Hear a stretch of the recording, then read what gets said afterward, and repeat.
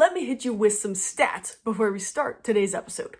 Cornell University did a study on 72 CEOs with a broad range of revenue from $5 million to $50 billion. And they studied these 72 CEOs and they found that there was one common theme that was the key predictor of success. Guess what it was?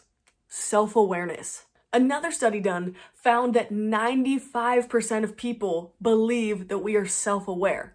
But according to their findings, only 10 to 15% of people are actually self-aware. That is a huge gap.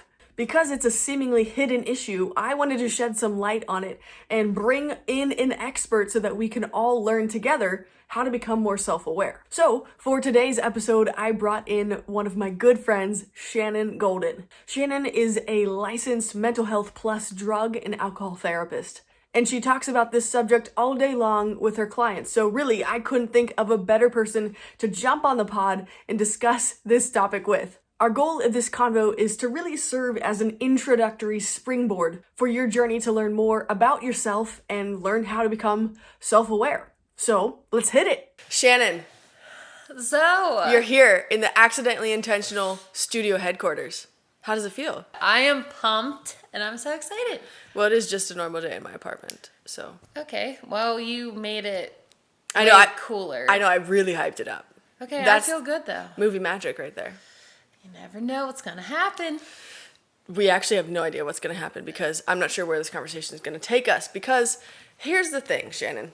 I have noticed in the past year that self-awareness is becoming an issue across the board, I think. Because we've all gotten a little weird. 2020 has done something to us.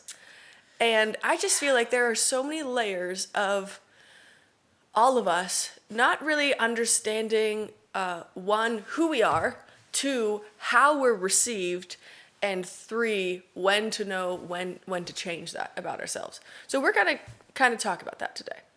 Let's go. Let's freaking go. All right, okay. So let's first off talk about your experience as a therapist and how self-awareness is something that you have to help people find for themselves all the time. I think first, it's so important that I continue to stay as aware as possible with myself. And that's from my thoughts to my emotions to my behaviors, how I feel like I'm being perceived to others, how people are perceiving me, to my body language, my facial expressions. And that's the only way, if I have that awareness, that I can help other people access their own For sure. self-awareness. Yeah. Do you think, I mean, is it just me saying this, or do you think that there are a lot of people that struggle with actually being self-aware? Yeah. Take for example, small example, but we were just talking about this before we started recording, that there are certain sentences people say where you automatically know it's a no for me. Like when people are like, oh, I'm super trustworthy, you're like, if you say it, I don't know that you are. Yeah, why do you have to prove that? Yeah, or this has been like the hot thing of the past 2 years on Instagram is talking about toxic people. And I think I talked about this in an episode with someone else, but it's basically like, if you're talking about toxic people, isn't that making you toxic too? Because you're calling other people, And I'm just like, people that aren't toxic aren't wasting time talking about other people being toxic. And, Sure. And it's just like, it's just this weird pattern I've seen. And I'm just like, I don't know about it. Let's start with the bare bones, okay? How can someone learn to become more self-aware? What a beautiful question. Yeah. I think that is so important and really great that you even care to ask that. Just going to say that. I believe we have to desire that, first of all. You have to want to, on your own, increase your awareness. And I think it starts with allowing yourself space and time to be with just you, which, okay, people listening right now might be like, oh my goodness, like count me out. I don't want to learn self-awareness because being by myself feels scary. I don't like sitting with myself because that's when I get lost in my thoughts maybe, racing thoughts, ruminating thoughts, obsessive thoughts start to come in, negative thoughts. And I try to avoid that and suppress those things as much as possible. Yeah. But I feel like, honestly, you have to allow that time to just be and then go inward, is what I call it with my clients, or, just with you, my friends. And going inward means, okay, in this moment, in this space, like, what are the thoughts actually going on? What reels do I continue to play in my mind? What kind of memories? Not Instagram reels, like the real reels. Yeah, definitely not Instagram Okay. reels. Got it. Because that's distraction. I can just imagine someone listening to this right now and being like, no, absolutely not. Because of the fact that it's just like, why are we so afraid of our own thoughts? Let me tackle that as soon as I finish tackling the last one. See, I cut her off. This real friendship right here. It. See? I was very aware of it, and I'm really good at redirecting, I'm so good. I got you, girl. So going inward, like I said, is being aware of, okay, what kind of thought patterns have been going on? So am I thinking things that bring me life, that are, healthy for me, whatever that looks like, or are these destructive kind of thoughts that are irrational and really keeping me stuck in a perspective or lens that's just very distorted and going to take me to unhealthy places. Also, being aware of what I'm feeling. And that comes from, going inside and getting curious about the bodily sensations that are going on. How's my heart feel? How's my tummy feel in this moment? Checking in anxiety, depression levels, checking in totally, mind, body, soul, what I'm feeling and thinking in this moment. And then maybe, how am I projecting that onto other people? How is this affecting my mood? How are these thoughts and feelings affecting my actions, which is a huge one, right? Mm-hmm. How am I treating people right now, and how am I treating myself? Yeah.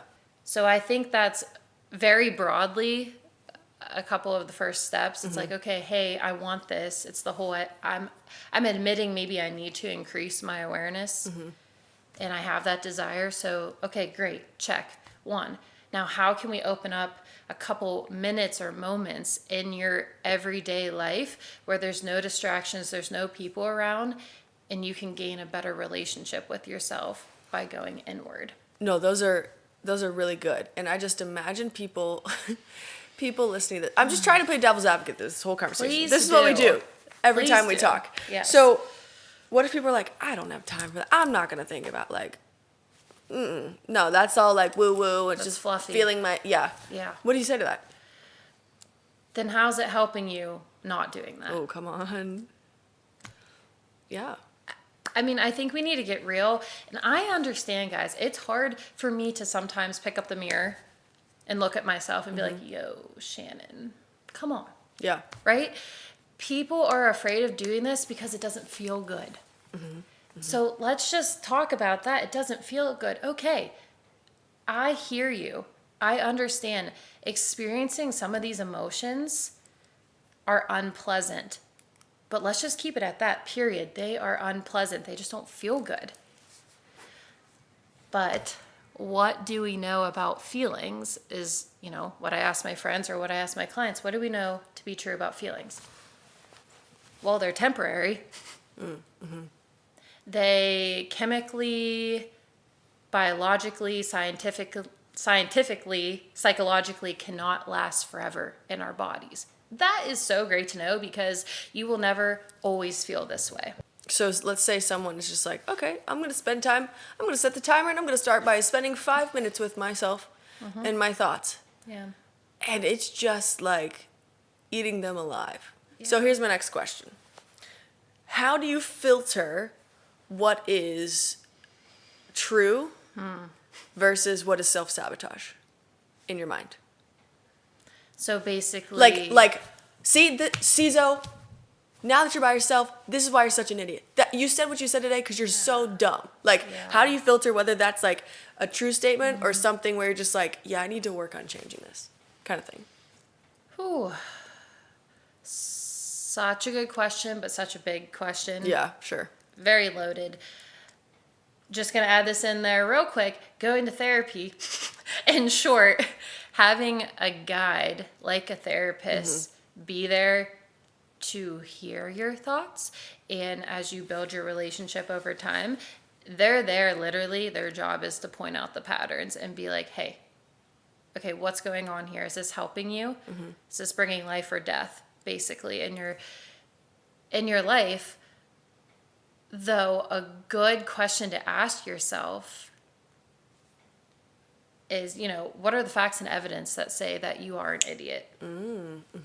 What are the facts and evidence that say that you're not worthy of good things? What are the facts and evidence that no one will love you? What are the facts and evidence of X, Y, and Z?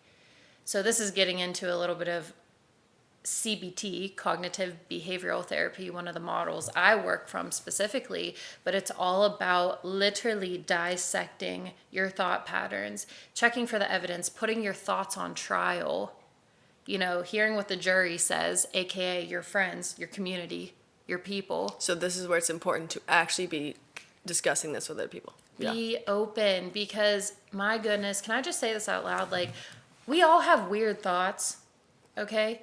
And our thoughts come from 3 places in our mind. We all know this: unconscious, subconscious, and conscious. I tell my clients all the time, they'll disclose these thoughts, these nasty, horrible thoughts, quote. And I'm like, okay. And they're like, I'm such a freak for thinking that, Shannon. Like, what the heck's wrong with me? I'm like, do you know some of my thoughts? Because this is what we do know as a fact. We have no control over what thoughts are produced in our brain. We do have control, and I believe we do have a responsibility what to do with those thoughts and how to manage them, right? Yeah. So that's a good thing. You can put your thoughts on trial, kind of check where the facts and evidence are, talk to your people about it, go get some counsel, healthy counsel, and check out these thoughts. Then guess what? We can better manage them. They don't roll you for life. They don't have to. No, that's so good. And it reminds me, my leadership coach a couple years ago said that I should start asking people close to me, like, how do you receive me? And I was just like, what? And I was like so scared of doing that. I was like, no, I don't. And it goes back to the thing of like, yeah, it's scary because they could be honest with you. But at the end of the day, and I think that's why a lot of people are scared of counseling and therapy too, is because they're like, no, I have to face it. Yeah, you have to face it. Yeah. And then you become a better human being because you faced it and have healed from it. I mean, don't get me started. Please get me started. Yeah. Get both of us started. No, so basically, I don't think I've really talked about this in the podcast yet, but I spent 2 full years in counseling and therapy doing deep work in myself, and I did not realize who I was until I went through therapy and someone actually just coming alongside of me, and they're just like, whoa, this is how, and I feel like I have done the deep work of trying to become more self-aware and all of my tendencies and all of, when I'm starting to turn one direction, it's like, this is not healthy. And and it's really crazy because I feel like a different person, honestly, as a result of it. And and I just want to encourage anyone who is scared of it, do it afraid. You're not doing it for other people around you. You're doing it for yourself. And that's one of the best gifts you can give to yourself is the ability to be seen by someone else. And I think where a lot of people get tripped up is because they approach a counseling session as the goal is, I want to be healed. Well, first off, because I'm a believer, I think that God is the person who can heal someone's heart. Yes, right. He can bring people alongside of that. But my goal is I want to understand myself. And when you come in with that mindset, you come ready to learn and with an open heart. And so I think that's what helped me. And that's always what I challenge people who are just I want to do this. I'm just do it. But this is the mindset you need to have. So because trying to get someone else to heal you, and if you aren't going to be willing to come alongside of that, then you're going to have some challenge. But if you want to learn, then the healing will be a byproduct of it along the way. Okay, and that's a wrap. Thank you very much. But yeah, so big proponent of it. And and that's why I love our conversations all the time, because this is like a normal conversation for us. We're going 10 layers deep. We're talking about the brain. It's instant. We're just like, yeah, let's just talk about the real stuff. Yes. We both don't do the surface level stuff. Can't. And that's one of Zoe's biggest things. That's why this podcast exists. Yeah. Yeah. No small talk. Please don't tell me about the weather. My goodness. I should start making t-shirts that say anti-small talk. Okay, I'll buy one. People would just be like, wow, they are so rude. I'm just like, no, it's because I need to know all of you.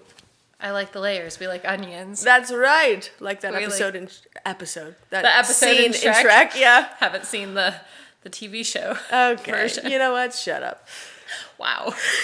I talked about my experience and how my leadership coach was like, yeah, you should just ask people, how do you receive me?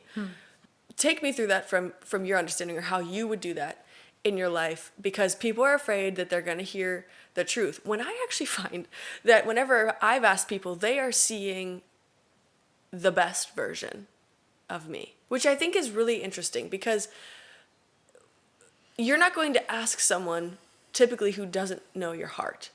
And if your friend group doesn't know your heart, then I would say that's on you. I mean, you have the opportunity to share as much as you want with another human being. Yes. So if you're saying, if you receive me and they're saying all these like surface level things, then go 10 layers deeper. Be the first person to get vulnerable. I'm going on a tangent. But basically, what are some other action items, ways that people can start learning how to become self-aware? Or, like, say therapy isn't an option right now for them, but they do have friends in their lives and community that can show them the mirror that is themselves and be like, this is what we see. And how to start those conversations and it not be weird. I think to talk about more practical steps on your own, if you're not ready in any means or cannot afford therapy, whatever that may be, like I said, that time by yourself is crucial. To go into that a little bit further, there is so much power in journaling and writing things down. Darn you. Of course I'm going to bring that up. Yeah. I am that therapist, I'm that friend, I'm that person who personally journals and encourages people to write things down. There's so much going on in our mind all the time. Compartmentalizing is a whole skill in itself that I practice daily, especially when I'm taking off my professional hat and putting my personal hat back on to just be Shannon and not have to walk around, trying to see all the things with the lens of a therapist that I have to put on.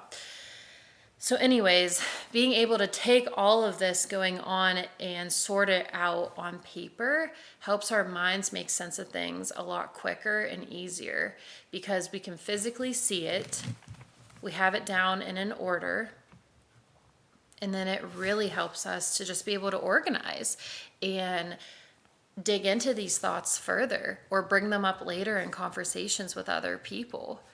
And then we can kind of do self-reflection, self-assessment on our own, pros and cons lists included, and just figure out, are these ways of thinking really helping me? Mm-hmm. Or if it's this, nagging, dreading feeling that continues to come up, or this fear or this anxiety, embarrassment, jealousy that I'm experiencing often. Okay, how can I lay that out on paper? Mm-hmm.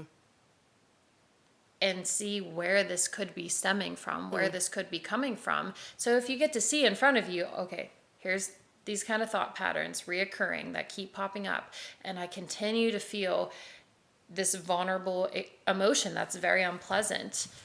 What can I maybe change in my life? Or what is missing? What am I lacking? Where's the holes? Where's the voids? Mm-hmm. How can I bring this up to my people and check in with them? And maybe they can show me, because they're not me, they're outside of me. Maybe they can pick up like, well, Shannon, you've been isolating a little more than often. Or, Shannon, hiking is your favorite thing in the world. When's the last time you took a hike? Yeah. Or, okay, how often are we in the Word? Come on. I mean, on every level, physically, spiritually, mentally, emotionally, we have to check into all those facets of our lives. And the people that we let into those vulnerable places, they can keep us accountable in ways. So their third party perspective really helps increase our awareness of what's going on inside of us. But it all starts with inviting those people into that space. Yeah. Yeah.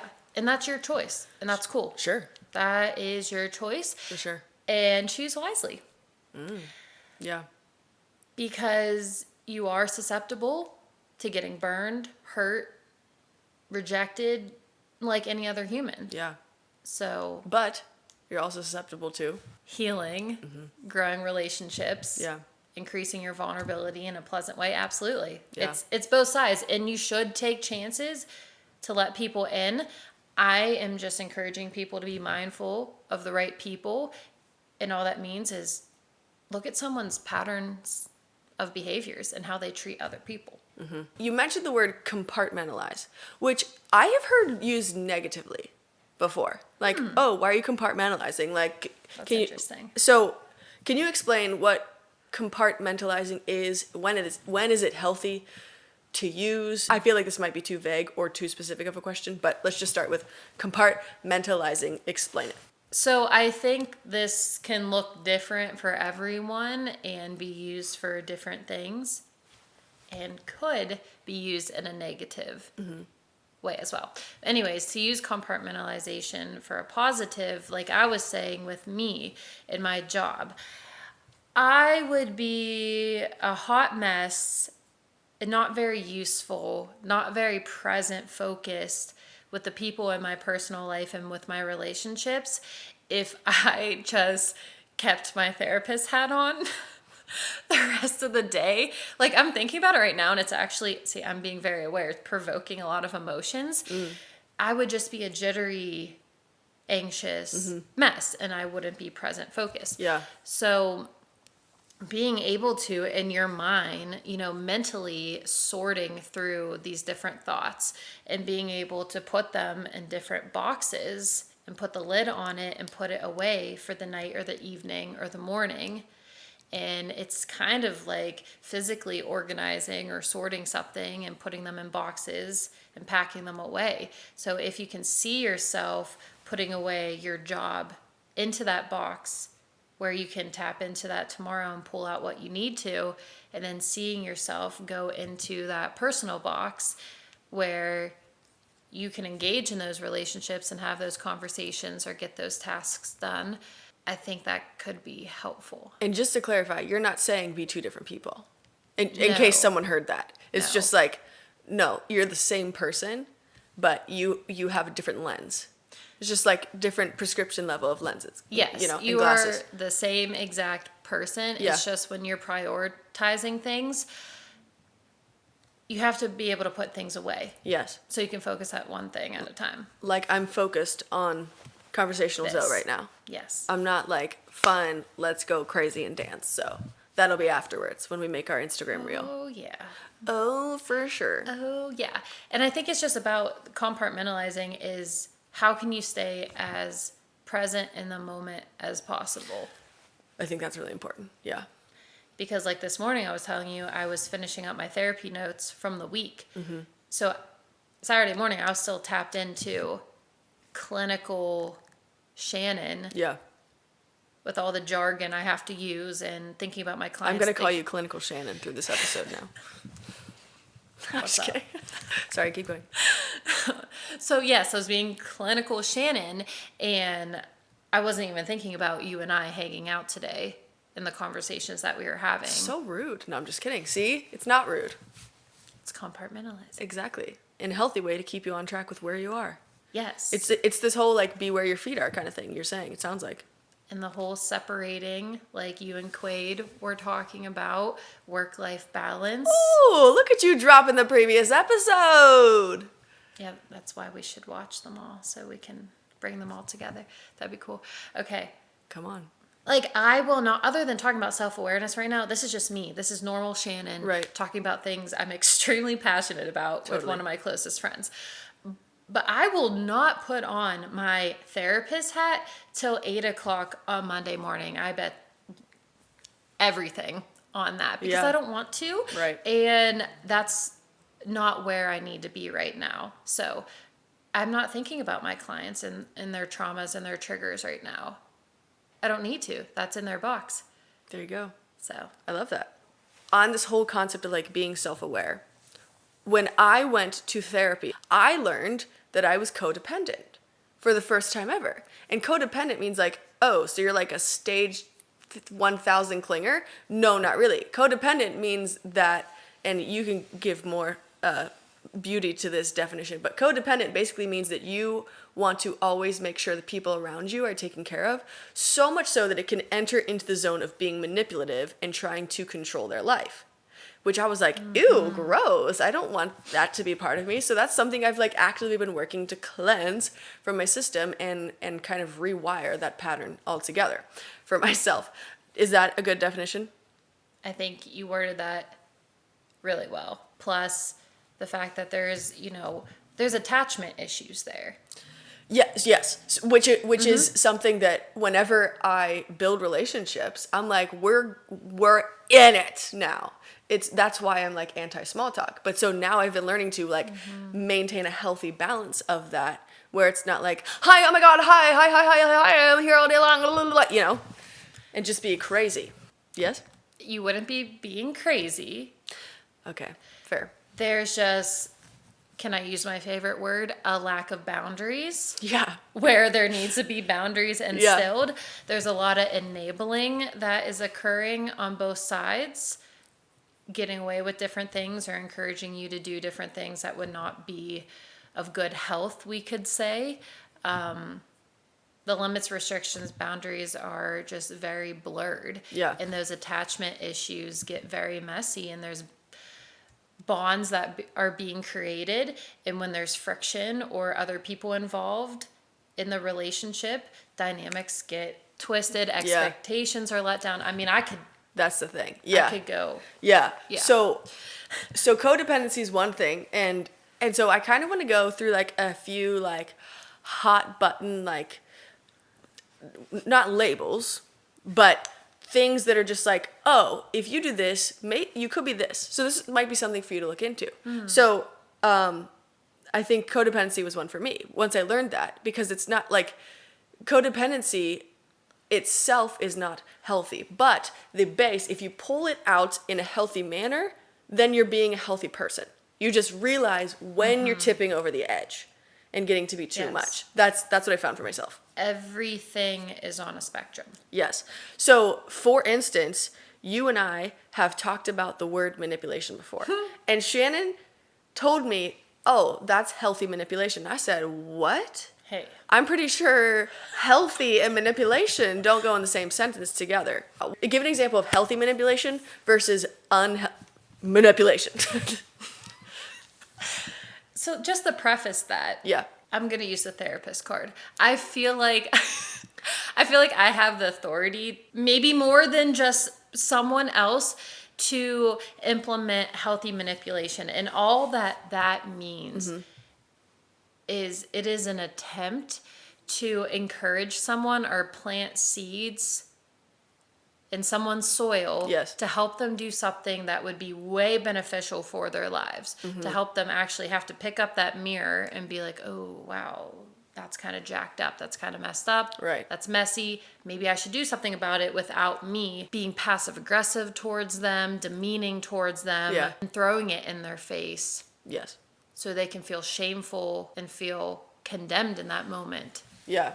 To change. So healthy manipulation is almost more of like an encouragement kind of thing. It's like, oh, I want you to see this kind of perspective. Have you ever thought of it? As opposed to normal manipulation, as most of us know it, to be like, whoa, chill out, stop trying to control me, you know, kind of thing like that. Is that right?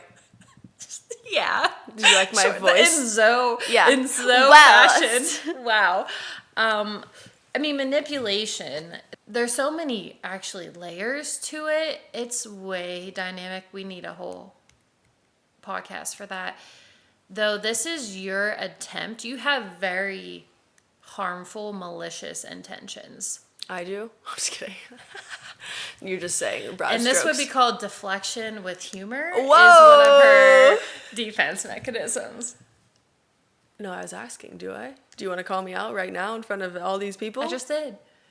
That's one of your defense mechanisms. No, but I was saying, am I manipulative? So, stop trying to manipulate me into answering that right now. Got her. Stop. Okay. If you didn't see, because you're listening to the audio only, I just raised some eyebrows at the camera. So now you're back on track. Yeah, you should probably come watch this because it's pretty entertaining. Yeah, check out the YouTube channel. Yes.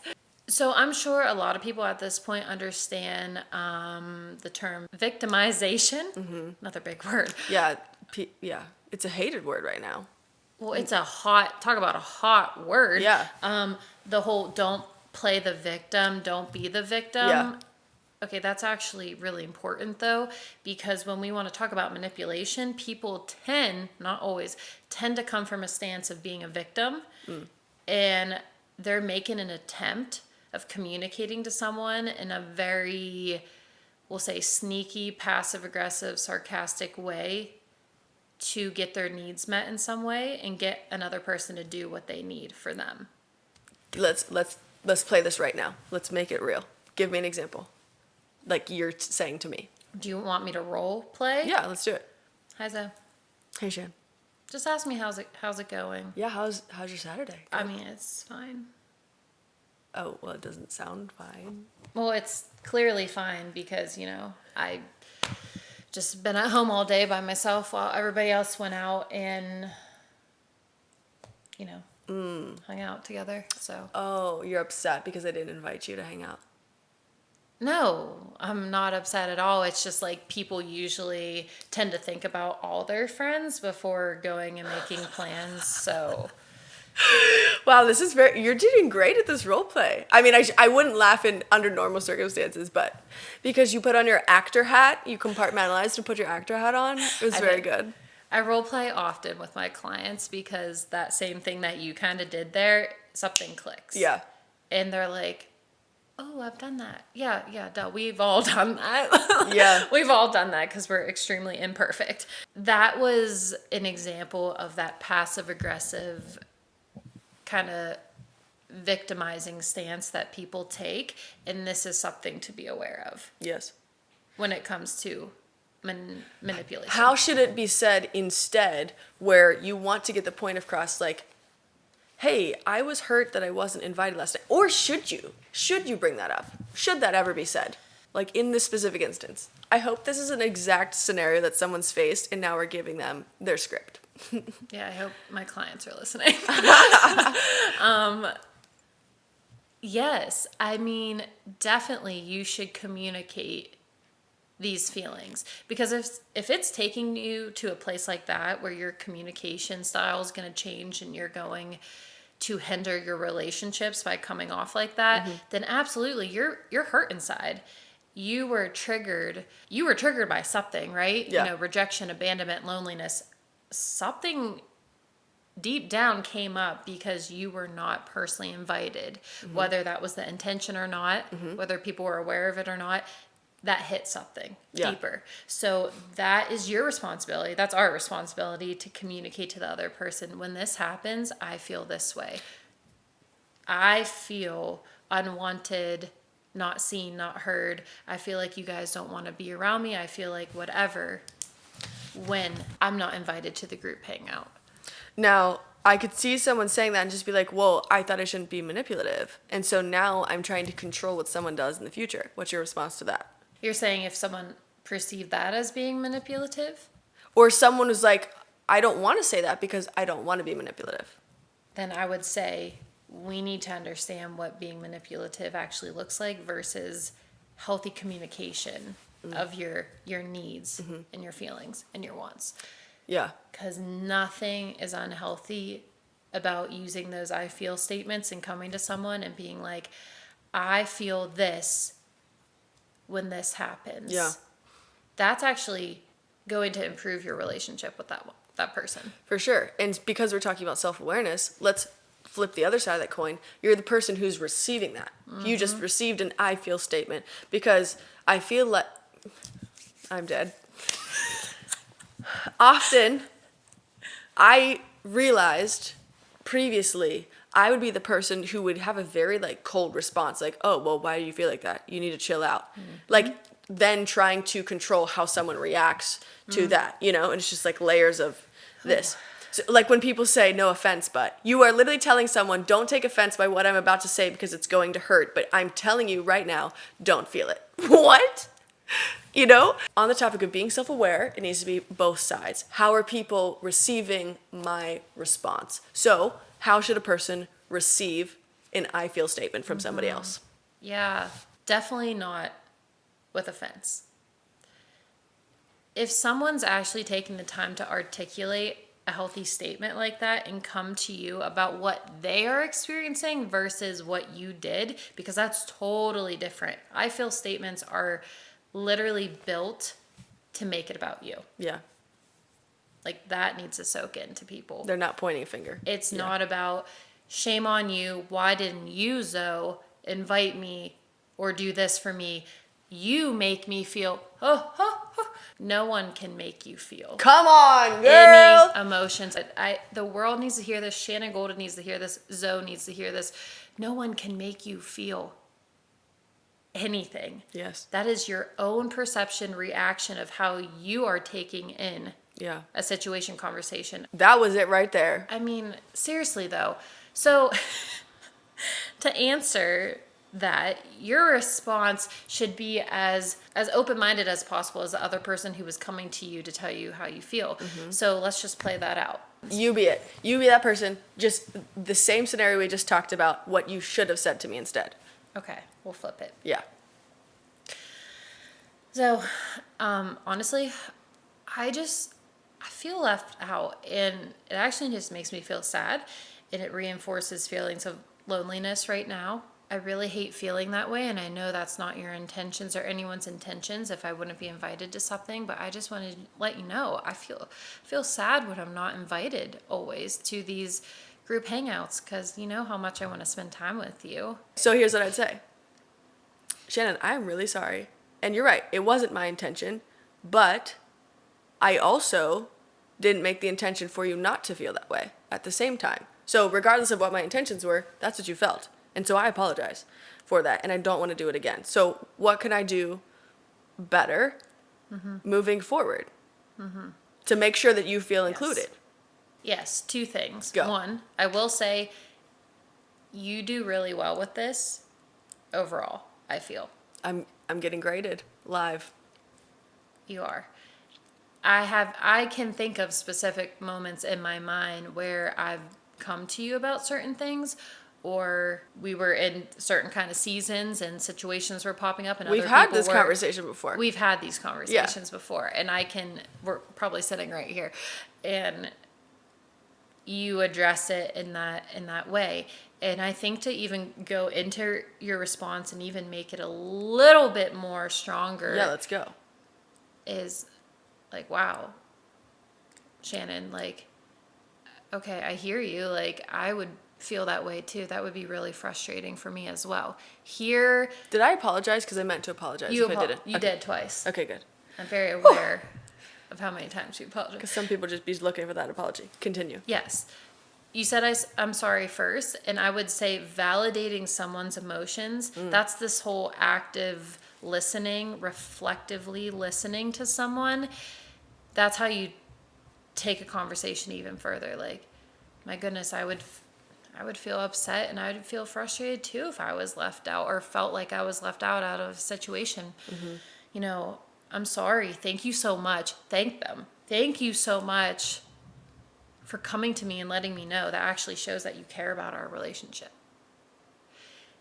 And that is it. And that's the lens that a lot of people miss. Because they think this is an attack and they're just using an I feel statement to blanket it. No, they're coming to you because they actually want your relationship to improve. That's how I'm choosing to see it. I think that's the thing. That's how I see it too. Yeah. And I think I've struggled with this with relationships on the other side. I want my people to come to me. Yeah. I know you will always do that with me. And I have a couple of my closest friends that are doing it more and more because I'm giving them permission to, which we know that's a whole thing too. Yes. You're allowed to do that. You're allowed to have those kind of conversations, just like the whole, if I'm in distress and something's happening and I come to Zoe, okay, Zoe, I need you to just listen to me. Yeah. Versus, okay, I'm dealing with this problem and please help me problem solve it. Two different stances that someone can take when it comes to listening. Yes. If you're just there to listen and validate feelings and thoughts, great. Yeah. Or if you're there because I need you and we need to problem solve something. Yeah. Okay. A different lens that you get ready to use. Yes. It's important to communicate what you're looking for too. Yeah. Because we can't have expectations and keep them locked in our mind and not share them with other people, because that's when we get disappointed. That's when relationships get shaky. That's when resentment starts to build. Oh my goodness, it's a whole thing. Yeah. It's a whole thing. And I have found that 100% of the time, unmet expectations come from nobody realizing you had those expectations of them. So. Exactly. And then we have to, there's this mirror that keeps popping up, right? We have to take the mirror and be like, oh yeah, that was on me. I literally didn't communicate that I expected X, Y, and Z. Yeah. So you cannot be mad at someone. Yeah. Just learn from it.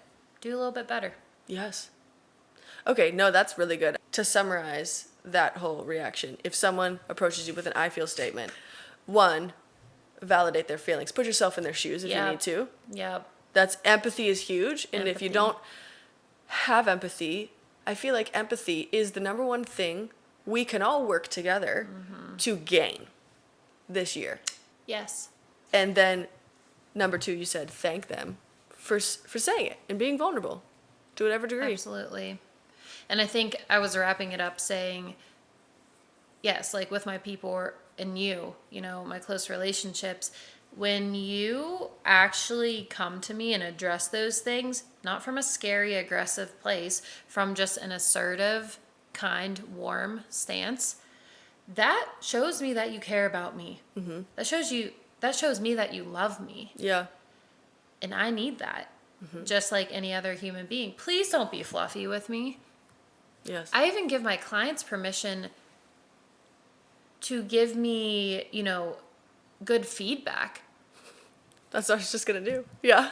When it comes to therapy, and I will remind everyone, and right now I'll remind everyone, I'm not God, and just because you're a therapist or a professional in this field, we don't know everything and we don't always get it right.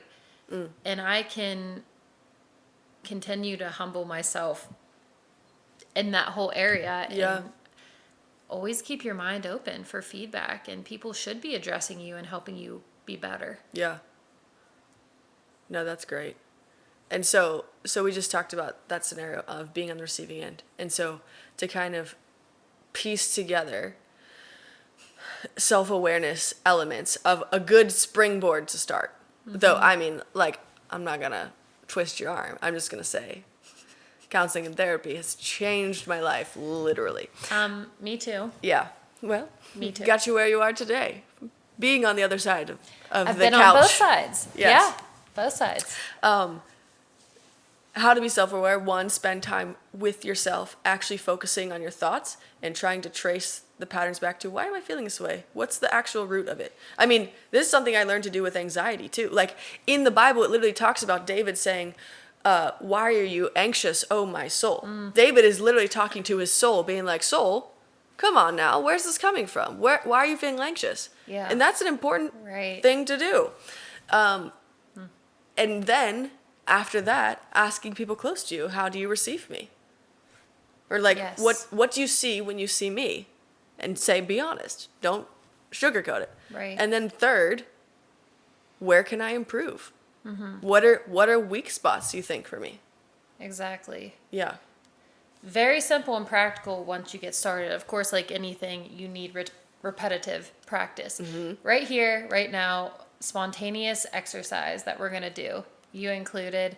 Let's go. Hopefully, y'all out there are willing to try this as well. Y'all, where are you from? The South? Girl, bye. I'm ready. I have my notebook out.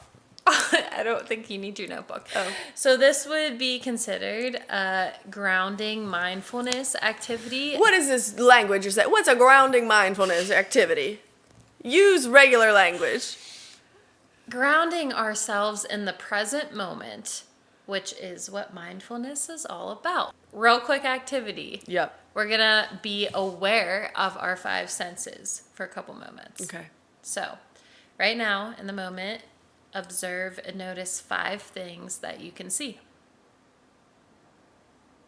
And just observe them in your mind, describe them in your mind, maybe colors, textures. Stay fully in the present. And then we want to be aware of 4 things that we can feel right now. Being mindful of those kind of sensations, what's coming up, just simply observing 4 things you can feel. And then going into... I'm going to fall asleep. This is like I'm relaxed now. You're welcome. Meditation by Shannon. 3 things that you can hear. Picking up on the different sounds. Okay, good. You talked. That adds to one. 2 things that you could smell. I got nothing. Might be a little bit hard. I didn't even light a candle. We should be smelling a candle right now. Sorry, I failed you. And then one thing Sorry, that I you would failed be you. tasting, which is a little bit hard if you That's- don't have a drink. Or a gum or a mint. So 5, 4, 3, 2, 1. Using the 5 sentence. Yeah, five Sentence. Senses. That is a simple way to be aware And what does that do? of what's going on. That's helping, increasing your self-awareness of what's going on inside and outside of you. Okay. In the present moment. And the present moment is the only place that we find calm and peace. So we can associate that with our walk with Christ too, and our prayer life, our relationship with God. We have to ground ourselves, be aware of what's going on inside of us, around us, to best access our souls and have that relationship and communication with Him. That's awesome. And that's also something that can be used when people are feeling like anxious, right?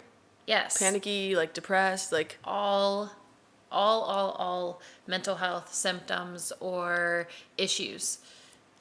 We first, before me and even my anger, clients, probably, right? Oh gosh, all on the spectrum. Yeah. Even if you're too pumped or excited, like we have to get a little bit out of our back. emotional minds Yeah. and find our wise mind and get to a grounding, calming place before we can do real work. Yeah, no, being present is something I struggle with. I mean, I'm like futurist is one of my strengths on the, what's it called? Okay, that was super helpful to keep us being present. The 5, 4, 3, 2, 1, using the 5 senses. And can I just say that's literally one out of so many, we even call it a coping skill, that you have access to in the moment to just get some space before you start to self-reflect and start to become more self-aware in that moment. So that's why, once again, going to therapy or even, investing in a self-help book or anxiety management book, depression management book, whatever it may be, you're going to get so many of those tools right there. Name 3 books that you would recommend, and I'll put them in the links below, in the show notes. Okay, well, I'll think about some best ones. Okay, and I'll put them in the top 3 from Shani. Right on the spot, yeah. Okay, so is there anything we didn't talk about pertaining to this that you think should be said? Well, I feel like this is just the very beginning of For sure. talking about this whole broad concept. Yeah. Though I would just encourage people to challenge themselves more each day to find things that they can be more aware of that maybe they wouldn't have seen before, and start to notice and look inward more and try to get to that present moment. If you enjoy walking, here's my last tidbit: mindful walking, self-awareness walking, whatever you want to call it. Go on a walk, and with those 5 senses, get in tune. What can you hear while you're walking? You know, what are the smells? What's the wind feel like? Blowing through your hair, on your skin. What's it feel like to feel your feet on the different pavement in the roads? And those simple acts of mindfulness, which is all just staying in the present moment, will help you be even more aware of yourself and how you're feeling and what you're thinking in those moments. So play around with it. Just get curious and take time to take care of yourself and check in. That's awesome. It reminds me, I recently went on a 45-minute bike ride with no music, which was the first time I'd ever done that. I usually am listening to a podcast or music because I'm a binger when it comes to podcasts. And I was like floored. I was like, oh my gosh, my brain. What? I have not been giving you attention. You've been deprived of thinking just about being where we are. That is great. Yeah, it was very hard for me. I was tempted probably over 20 times to turn music on. But why? To drown it out. Because I didn't want to be with my thoughts. Because why? I don't know. I'm still trying to figure it out. Because it wasn't like I was afraid of them. Now we're going to have another hour of a conversation. Well, we'll take this off the air. Yes, we'll take it off the air and get that journal out, girl. That is true. You know what? I'm going to say it right now. I'm going to get into journaling. I don't know the frequency yet. I'll start with trying to do it 3 times a week. Journaling. How's that sound? And now I have every podcast listener holding me accountable. I think that's very realistic and a really good place to start. And guess what? Journaling doesn't have to have any fancy structure. It just is what it is, and there's no rules. Getting it out. Yay. If you want to join me in this challenge, let me know. Because I do it too. There you go. So, Shannon, Shanny, as we call you. Shanny. Where can people find you? Tell us. Tell us all the things. Not at my house. Don't come there. We're not coming to your house. Okay. We are coming to somebody's earbuds near them, though. Yes, we are. Social media, I guess you're asking. Yes. Well, I do have a separate account, which you could call it the professional account, whatever you want to say, but at Take Care Shanny. Take Care Shanny. Take Care Shanny. Yes. That's the one that's nice and public, and I create mental health posts, encouragement posts, talk about all the things I do as a drug and alcohol mental health therapist. Perfect. And yeah. Okay, and so if someone's just like, honestly, I liked this conversation and it's compelled me, I kind of want to start, maybe I want to start counseling, maybe I want to start therapy, where should they go? Another great question. You can reach out on Take Care Shanny, by the way. Talk to so many different people around the world, actually, about mental health and addiction on there. It's really cool. One of the best routes to shop for a therapist, like I like to say, is going on Psychology Today. It's a really great database of clinicians, professionals, therapists in the field where you can type in your location, zip code. There's tons of filters where you can look at specific types of therapy that you would like to get. You can check out all those different options in there. Insurance, you can even plug in your insurance, or if you're looking for self-pay, cash pay. It allows you to filter by anything. Like, anything. Do you want family therapy? Are Individual. you dealing with anxiety? Yeah, anything anxiety, like that. depression. Why are you coming to therapy? So Psychology Today, which I'm sure Zoe will plug in that link. Yeah. A really great place to start. Okay, great. Yeah, that'll be in the show notes too. One final thing. I want you to dispel the myth that you have to stick with the first counselor you find. Just give 30 seconds of what you actually can do instead. Do not feel bad or guilty if you don't like the first or second or third therapist that you see. Everyone's not going to be the perfect match, and that is okay. It's just like when we go on coffee dates and you're trying to find those really good, solid, genuine relationships. Yeah. So everyone will not be a good match. Keep trying. Yeah. Don't give up, because every therapist is not made the same. Oh, come on. And it's Trust okay. me. It's okay to be self-aware in that arena and realize maybe they're not your cup of tea, but you're committed to finding that person who challenges you. And if you're a therapist listening as well, not every client is the best match for us as well. Ooh. And we don't have to take it to heart either, because I have been often grateful that clients would admit, like, okay, well, maybe a different approach, or this isn't working, or I feel like okay? Yeah. Great. Thank you so much for telling me, right? Yeah. Perfect. Good luck. Okay. We gotta go. Okay. We're out. Bye. Bye.